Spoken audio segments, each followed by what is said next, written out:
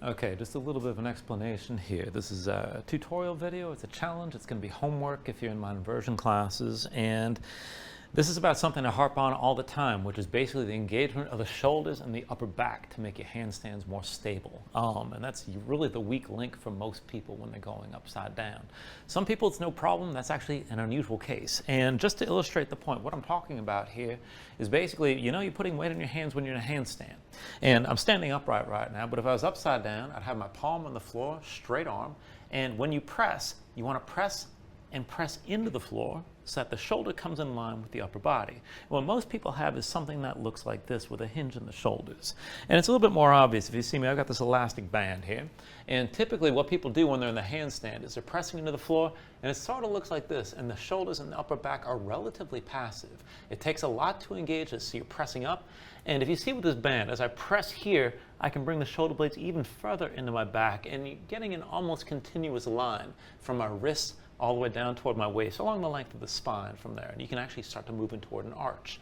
Now without that, it's going to be hard to arch because you're going to be hinging from the shoulders, and that hinge is what we're trying to work through here.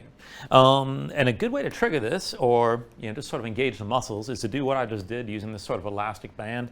You don't need elastic necessarily. I prefer it because you can actually see the level of tension you can bring this to, and you can take things much further than you can with a cloth band or something like that.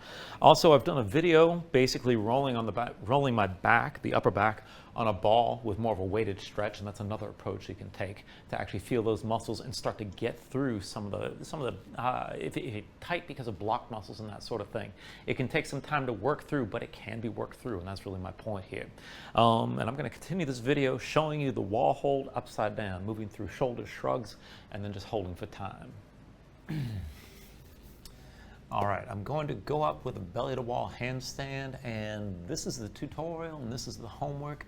This is shoulder shrugs while you're upside down. So I'm going to be pressing my hands into the floor. I'm going to have my body vertical, nothing touching the wall except for my feet, really. I'm going to go ahead and look down. I'll probably jabbering at the camera as I go here.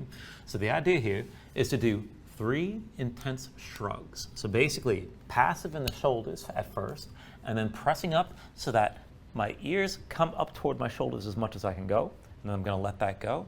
I'll do that 3 times. On the 3rd time, I'm going to hold it, and I'm going to count down slowly. I'm going to try to do this for 15 to 20 seconds, so I'll take it slow on the count. I don't actually have a watch here to count it out, so we'll see how close I get. So to go into this, you got to bring yourself to the wall and get as close as you can to vertical.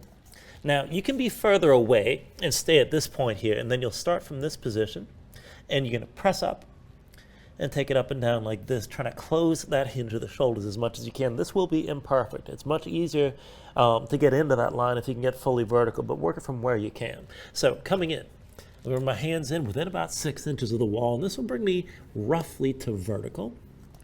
And so nothing's touching the wall except for my feet right now.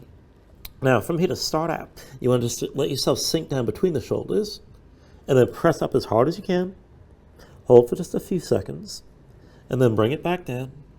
Press up again as hard as you can, and then bring it back down so you're passive in the shoulders again. Now one more time, and this time I'm going to hold this and take it 15 to 20 seconds. So I'm going to press this up, hold. So I'm pressing to the floor, and I'm reaching into the floor. So my ears are coming up toward my shoulders as I'm pressing down. Upper back stays engaged.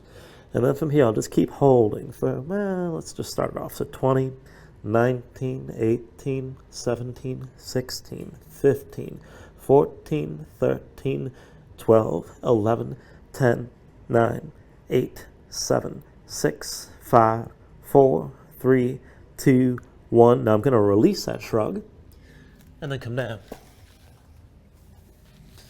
All right, so that's a tutorial.